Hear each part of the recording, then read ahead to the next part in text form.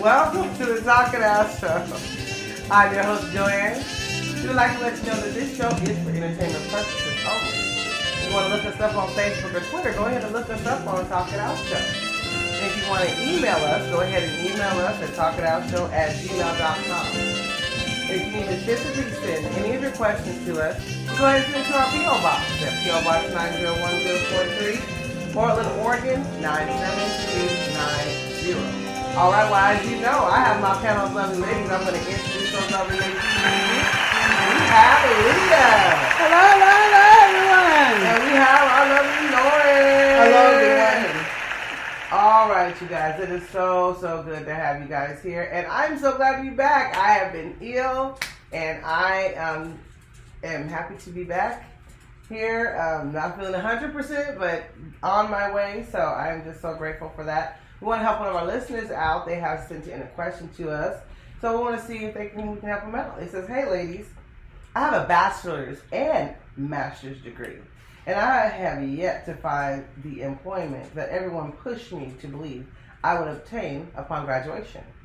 I personally know convicted felons who have obtained employment with benefits fresh out of prison. No such luck for us college grads. I am thousands of dollars in debt, thanks to student loans, living out government assistance in a $13 an hour job that requires nothing more than a high school diploma while raising 2 children. I wanted to try my luck in another area because I believe my location may have a lot to do with lack of suitable jobs/careers. However, making a big move alone with 2 children is scary and may not work like I want it to. The time is ticking. And although I have already ruined my financial life, I want so badly to do better so that I can leave them something other than my ridiculous debt. What would be the best move for a single mother? Step out on faith knowing that dragging my kids along is risky? I kind of feel like we have nothing to lose at this point, though. Well, I feel like if you want to do that, you can. You can do it 2 ways. You can just hop up and leave. Or you can prepare yourself in wherever place you're planning to get a job. Look for a job, get an interview, and apply. So you already have a job there, and then find you an apartment. They have like apartment renters or something that would help you look for a location there. So you're not just making a big move and have nowhere to go. You can do it that way. Or because you have your bachelor's and master's degree, won't you walk around town looking around, paying attention to everything, and then think about things you like to do, and then start your own business. Those are my 2 options. I think those are 2 good options. Because you have your bachelor's and your master's, so you already know the things that you need to know to go to the next level. And it's really... That's a good point. I didn't even think about that. Yeah, I mean, you can do that. I mean, you have an upper leg. So it's up to you on how you want to do it. But you can also move. Like, I even thought about, like, I found out in certain states, they don't have what we have here. And it's popular here. And I'm like, they don't even have that there. If I was there, I would give me a little food cart and plop myself somewhere and sell that because it's so simple. And it doesn't take a lot of time to figure it out. Now, it might not be in my passion to do it, but at least it'll give me my start of what I need so I can put money aside for what I really want to do. Or like you have your kids and you can teach them about entrepreneurship and they can learn entrepreneurship by helping you prepare stuff. You can be like, okay, I'm going over here. This is what I'm doing. Yeah. You guys might want to make belts, ties, purses, lip gloss, makeup, hair products, cooking. You know, there's a lot of different stuff that you can do as an entrepreneur. I mean, there's this one guy, and I found out it was here in Portland, Oregon. And I made fun of my friend because she said it, and I was like, girl, ain't nobody gonna buy that. And then she found somebody that did it, and he sells dead roses. Oh yeah. And he's made $1 million off of selling dead roses. Come on now, dead roses. So you know you can start your business doing whatever you want to start your business doing. I mean, it might seem overwhelming, but you got your bachelor's and your master's degree. So any paperwork and any of that you had to do to start your business should not be overwhelming, as you again had to get your bachelor's degree, and as I'm getting my master's degree, you had to keep a a grade point average up. You know, you couldn't get anything on your classes less than a 90%. So, honey, go out there and do what you got to do. Either way, you can travel, but be prepared before you travel. Just don't be going somewhere because, oh, Joe over there said that's a good spot, and you know you can help. You can stay with Joe and all this other stuff. No, and it could be Sally. I didn't mean to just stick to Joe, but it could be Sally that said, "Girl, come on over here.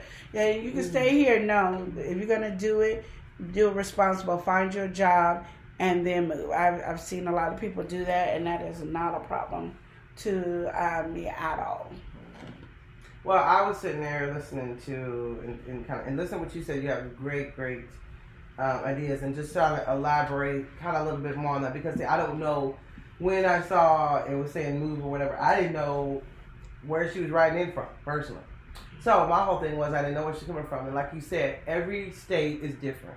So that's the thing about it. So depending on where you're at this particular point, do some research on other places. Like if there's desired places. Like one thing I noticed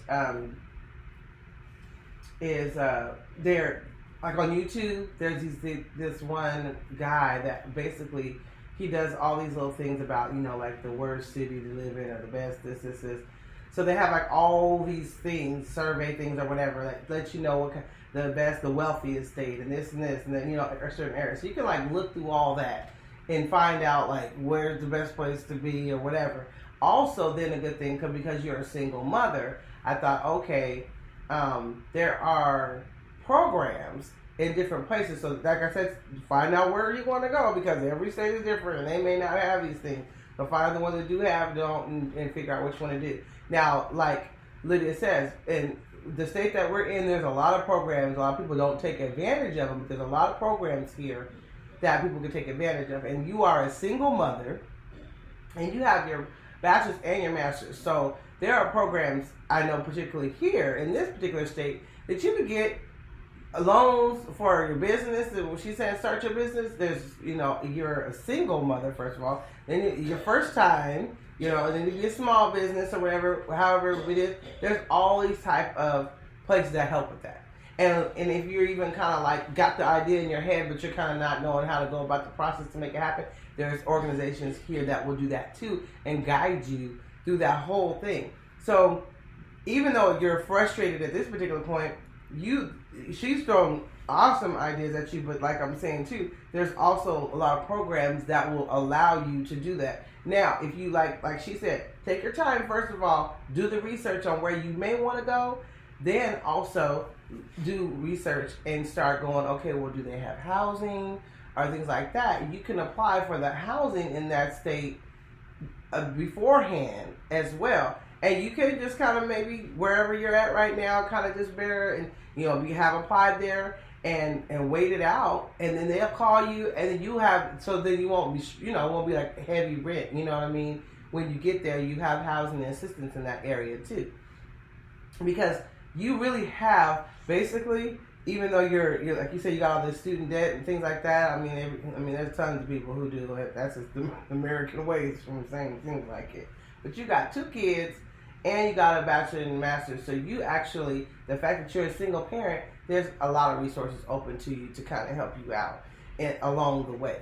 So sometimes we, in our mindset, we just go, oh, we got to work. We just got to work and pay the bills, and we're going to pay the bills. But that's true, but there are resources out there, because you just be making it by. But if you can tap into the resources, then it will make the journey a little easier. Yeah. You know, that's what and I was also thinking you can blog. You can do video blogging, because you're a single parent and you got your master's, your bachelor, and your master's, and those are things you could talk about, because there's a lot of people out there like you that need those type of help. I mean, I just found out, I've been married almost 21 years, and there is a marriage group on Facebook. And then there's this one couple that talks about different things in marriage. So I'm quite sure there should be some things out there for singles and single mother and parenting, and then the struggles and the couponings and the this, and you can talk to different people and get. So there's a lot of different ways. There's really no reason why you just couldn't go out there and do either or. I understand about the job thing. It is, and you have to think about it like, okay, everybody's talking about education is so great, and then I can't get a job, and then everybody's telling me, oh, because you're overqualified, and there's all these different things that go with it, and it's just so frustrating. But then I think too, it could be just God just telling you, baby, start your own business. Your own thing. Do your own thing. You have it. You got the skills to do what you need to do. Start your own business. And what did you go to school for? Whatever you went to school for, you can start your own business in that area. Because I know when they taught you all this stuff, they taught you the business part of it too. Like all the things that you need, and then what you could do to slowly build yourself up to that, you know, to the success. I know you think, oh, I got this, so I wanted to work for a high company and making $100,000 a year, 200, 300,000 a year, but you can start your own and start off low and build yourself up to that as well, and the career that you went to school for. That's how I felt about it. Yeah, that is just true. I feel pretty much like the rest of the panel, but I always say this: in this day and age, you're probably about the luckiest person in the world, because now we have the work industry that are begging for people that can be depended upon, because a lot of people get the job on Monday, sick on Wednesday, mother dead on Friday, want a raise on Monday again, and so they're not getting, they can't really depend on their employees, and then employment taxes and all that kind of stuff is really, really, really high, and you got to pay for all this stuff, because they're paying sick time and all that so they're not really paying for the work to be done. So if you are one of those employees that says, well, I'm going to be here, I'm dependent upon, you look at your area, and this is any job for anybody. You look at your area, the job that you got. You look at all of the types of departments that's in that job, and you learn where you really play Monopoly. You learn how to do almost everything there. And you take it like it's school, like you're getting paid to go to school. And you go, oh, this department and that department and this department and that department. I started at one time at just doing one thing, and then that job had so many different facets. And of course, when I first started, I looked at that one facet and go, there's no way in the world I would ever be doing that, running in and doing courts and all that. I would that was like, I was like, when they were saying, what can you do? I could wash a window. I could sweep a floor. That was my skill level. But when I got there, I became a sponge, and you learn everything. And I think a lot of people don't do that. They just go in and they focus on their job, and they leave everything out to look at everything and learn to do everything. And then your $13 job, they will finally say, well, wait a minute. Let's raise her up to 19, 20. Then they find out, wait, she got a master's. That's why she's okay.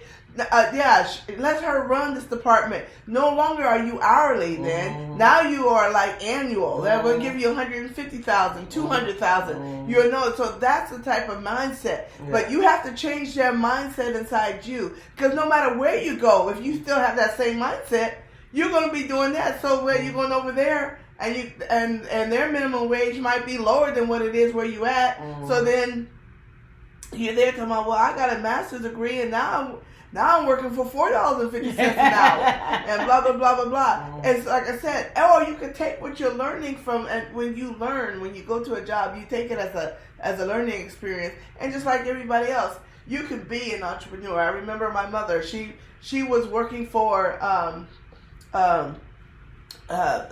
kind of like an Al-Anon or a AAA thing, where her department, she wasn't working for, her department was working with these different types of areas of the government. So they help for people that have drug addictions or were going to jail, and the halfway houses and stuff like that. And she looked at it and she goes, I can do that. I can do it. I'm doing it anyway. I'm doing the paperwork and this, that, and the other. So she branched out and then she became that entity, and she had her own 3 or 4 or 5 different areas. So she's always taught me.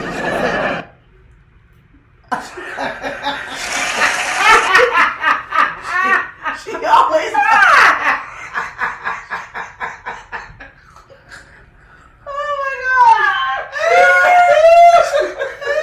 She always taught me. She taught me and my father did too. They always taught me to look at your surroundings, grasp education from your surrounding life.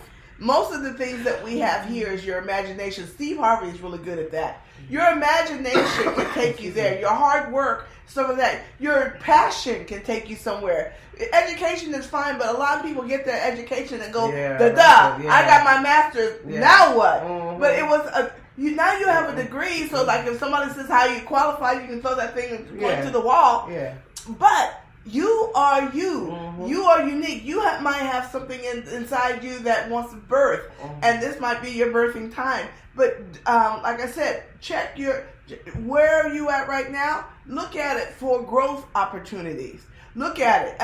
They always say, you're in this big corporation. Oh, I can never attain that. You don't know. You don't know. Learn it all. And then when they, for some strange reason, they might go, well, who knows all of this? She does. Well, get her.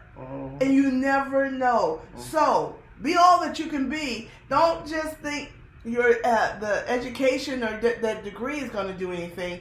That degree is there to enhance or help you or to tell other people that you're qualified. But it's always been you.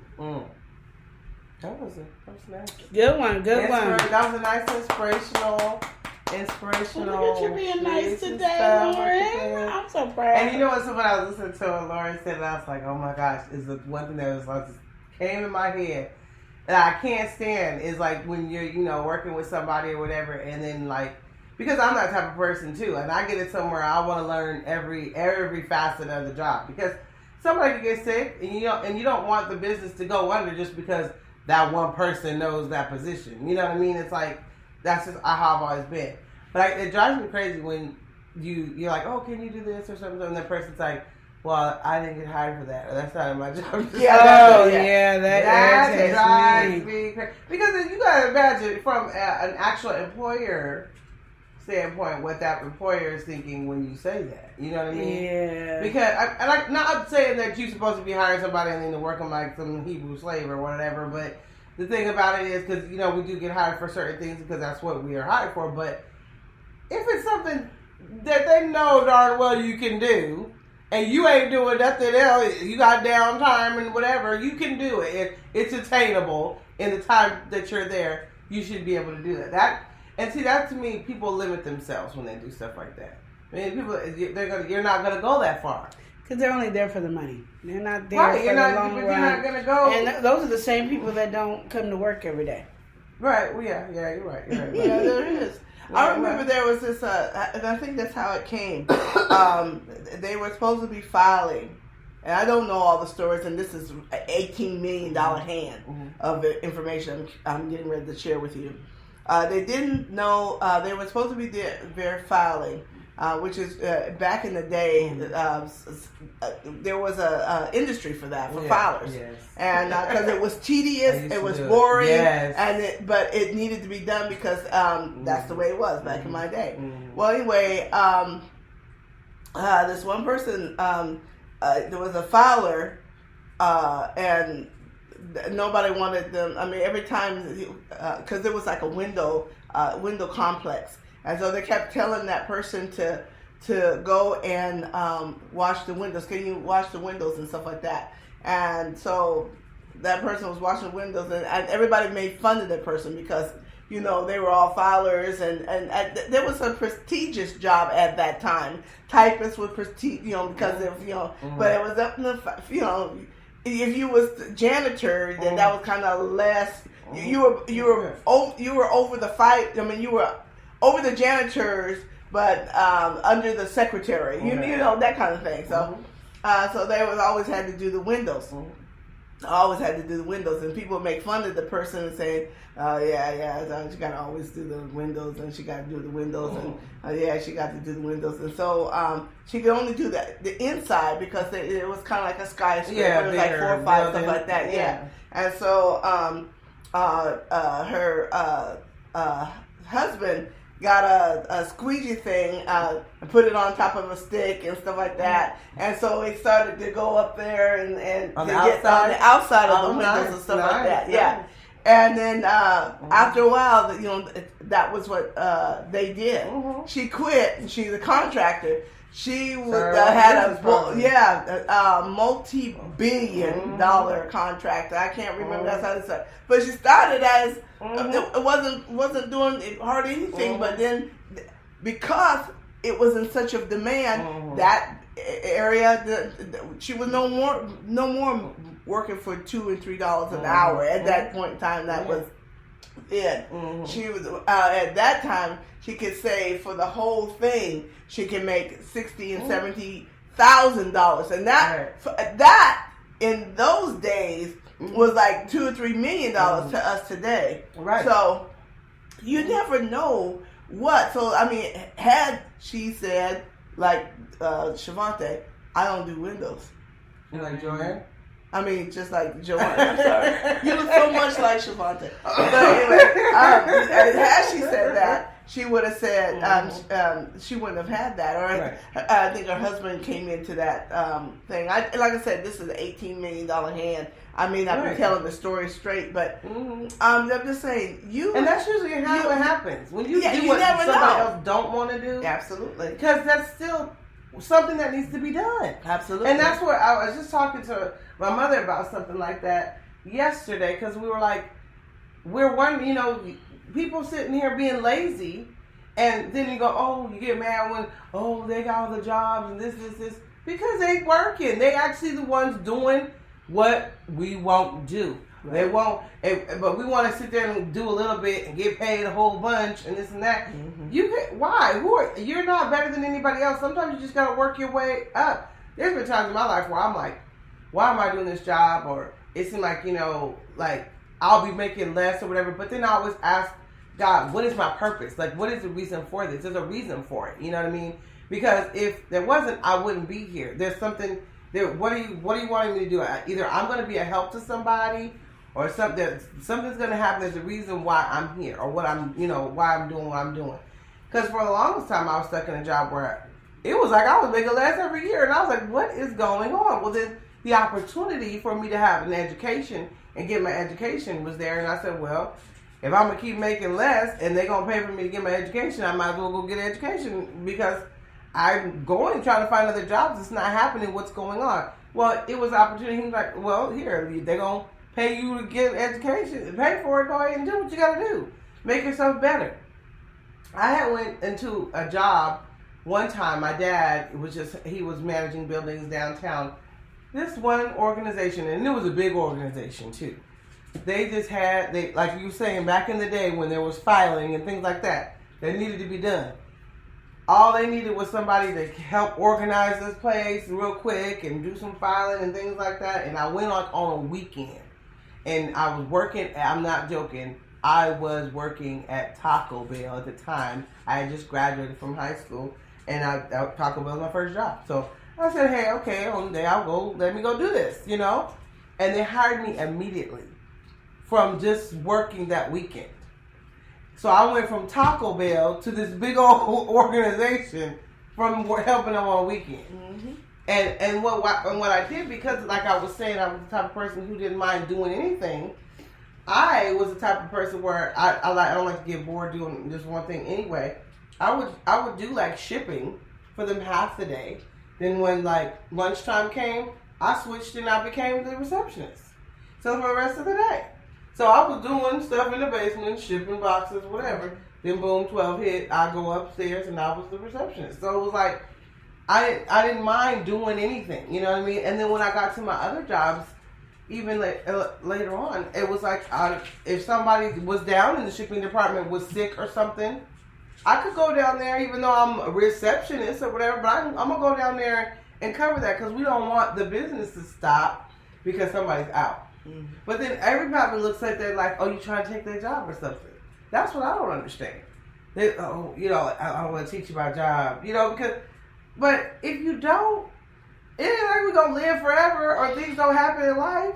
The business, that hinders the business itself if you don't have somebody to back it up or if you don't have somebody to cover it.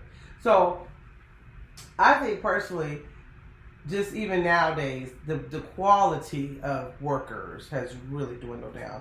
Customer service is horrible these days. I mean, I didn't think it'd ever get this bad. I didn't. And because you would listen, you know, back in the day, the customer was always right, that motto.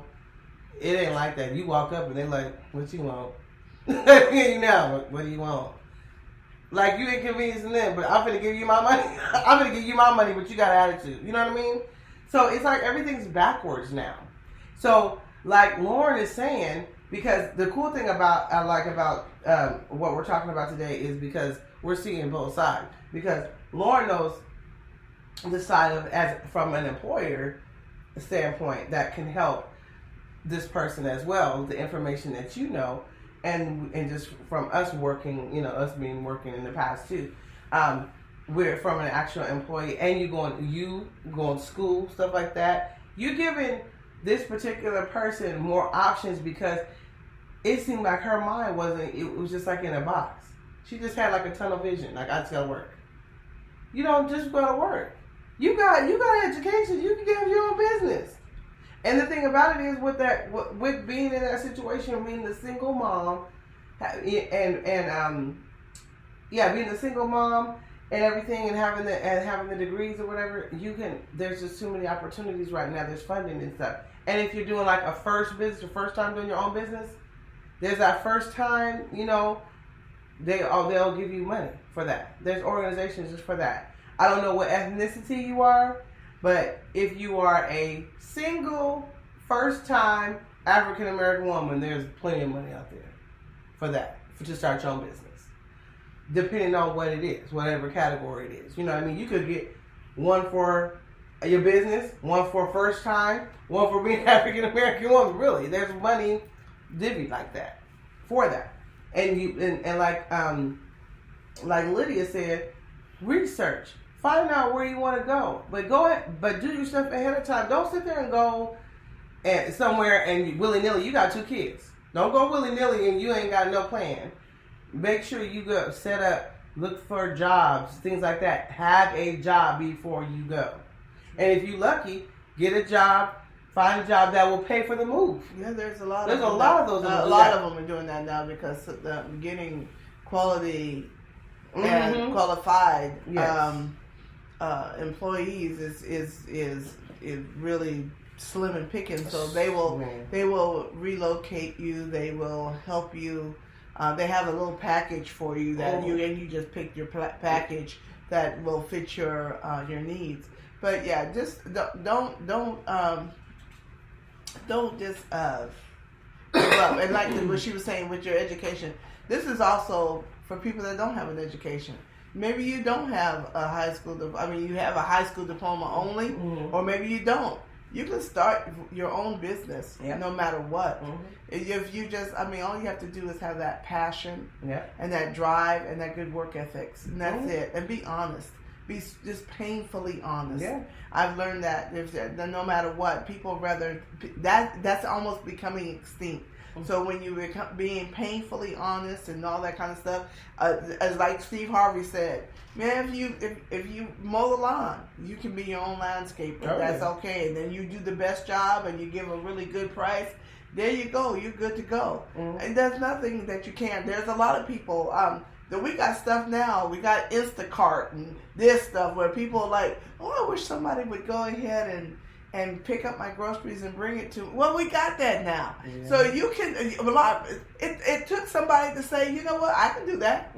I can pick that up and bring it over there. You know what, I think I want to put ink at the end of my name. I'll pick you up, ink. Okay, there we go. So they incorporated it and went on about the business, and they do that. And they got other people to go ahead and do it. And that's it. The Ubers, the Lyfts, all that. That was an idea of somebody. No education on the wall and all that. They may have that, but that was an idea. Yeah. So do your passion. The stuff, the luxury that we have, the dishwashers, the washing machines, and all that. Ideas. Ideas. Yeah. The plane. Idea. Yeah. An imagination. All of this stuff. You can do whatever you want to do. With a degree or without. Yeah, you're right. That's it. And Lauren is correct, because that one particular organization I was telling you here, all you have to have is a thought. All you have to have is an idea, and they will literally take you through the process. Now, wherever you meet them at, you may have a business plan, you may not. If you don't have a business plan, they will help you from just that idea on through the whole process of getting your business started, and then also helping you with the money to get it going. Now, also though, like I tell people too, if you got a little more organized and you have a business plan and you got it ready, bring it to that organization, and they'll meet you where you're at for your business. But either way, regardless of where you're at in that process, they're going to help you through the whole process if they need be, and you end up having your own business, and they help you with it financially. So that's what I said. You just have to tap into the things, the resources of where you're trying to go. Because you never specify where you were living at the time, what state or whatever that you were in. So then you have to basically look at where you're at, and then go look where you want to go. And with regards to credit, student loan doesn't.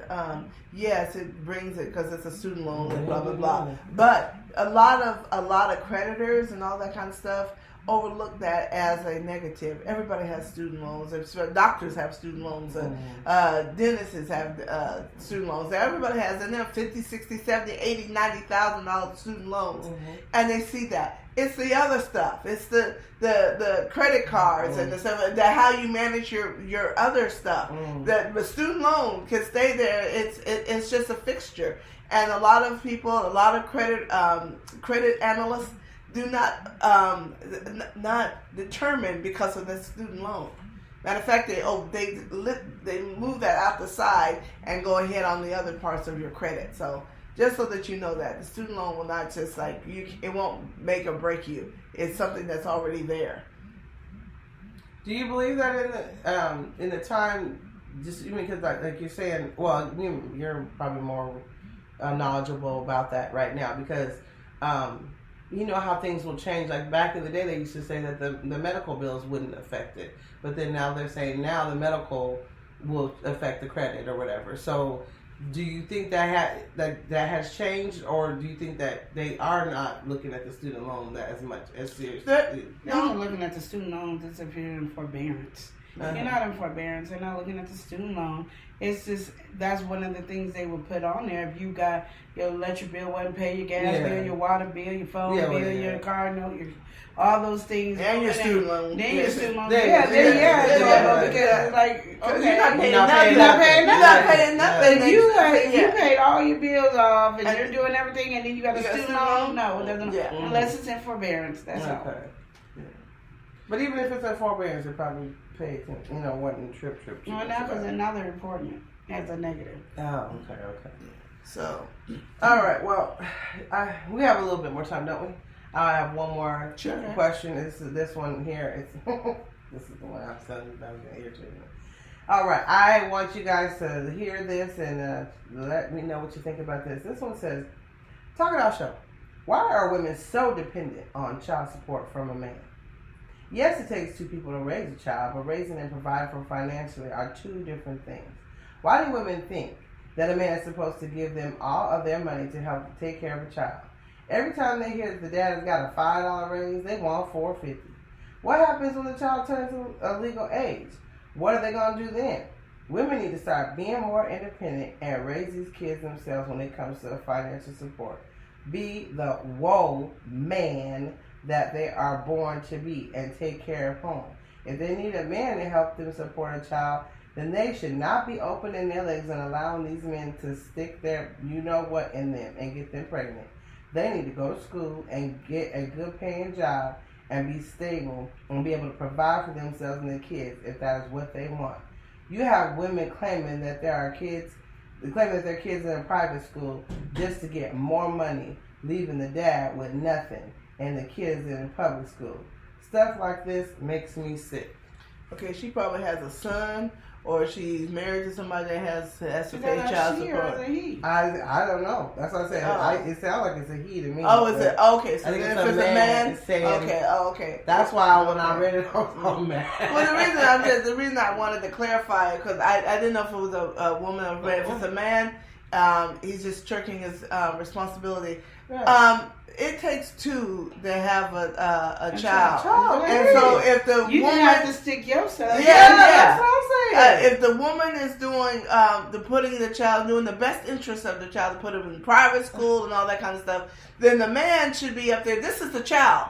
It has nothing to do with. I think people forget that when when a child is living with a woman, that she has to keep a roof over that child's head. all the time. She got to keep the child fed. All She the got, if time. the baby is sick, she got to take the baby to the hospital, buy the medicine, or if the medicine is free, still got to go get the medicine, Right. and then got to make sure it's clothes, hair done, and going to school, looking decent, got school supplies, all these different things that this child's doing, and your $250, $500, $1,000, $1,500, $2,000 is nothing compared to all the money that she's putting in daily.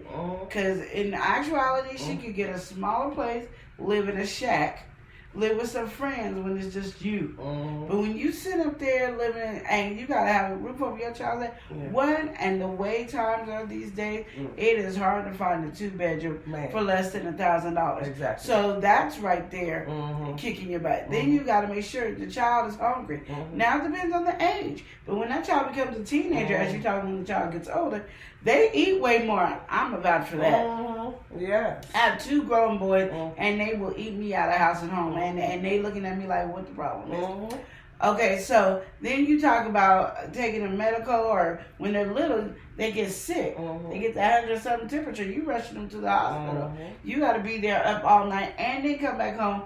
Find somebody to watch. And let's not even talk about daycare. Yeah. You can't even afford daycare. If you complaining about child support, you can't even afford daycare. So my thing is, for you to sit here and analyze and sit there and put all this on a woman. Yeah. If you don't want to have a child by a woman, then don't stick yourself in that position to have a child by that woman, because you don't want to take your responsibility, because it doesn't all lay out on her. You should be there to be helping take the child to the doctors, the schools, to this, and again pay some money. Yes, about $1,000 a month would help. Yes, it will. Oh, that pays her whole rent. It doesn't matter, because she still got to pay the electric bill, the gas bill. Now you got to pay water bill and sewer bill and apartment. So that's no longer not there. Right. Then you got to make sure that the child is fed and everything else. So the little money that you give, please, you can't even. It's hard, and I got my husband taking care of it. It's hard, regardless. If you were a married person to a single person, it is hard. And for you to act like the whole responsibility lays on the woman because she opened her legs. Oh, you must be tripping. Like, you must be seriously tripping. Like, I mean, past tense, there's no way what you said made any sense. There was no reason to write into 3 women. Usually 4, because that was a wrong conversation. And if you are a woman, you tripping, the thing is easy, and that you shouldn't get no money. So either way it goes, this was ridiculous. It was. This is responsibility. Talking about, they're insane. We gotta go to school and educate and take care. Do the be man. I'm like, what? Yeah. It's all that. You just lazy and don't want to be a man. Yeah. No, he's not a man. Yeah. You want to be a woman. He couldn't qualify. He couldn't qualify as a woman. He couldn't Well, you be that little roach on the wall that nobody want. We just getting somebody to spray you down. Because it takes 2. I mean, that child has something, and just because you're not there and that child's not in your physical possession, it's so easy to just say, well, you don't need what you don't need, but that child needs everything. And I don't know what you grew up with, but I'm sure that there are certain things that if you had a 2-parent family, there's still things that you didn't get with the 2-parent family. So just think about it if it was just one. And just think about it if it was just you. And so I'm just saying, you know, you can. I mean, it just. I Yeah, guess that one bothered me. Yeah, because wrong audience. Know your audience.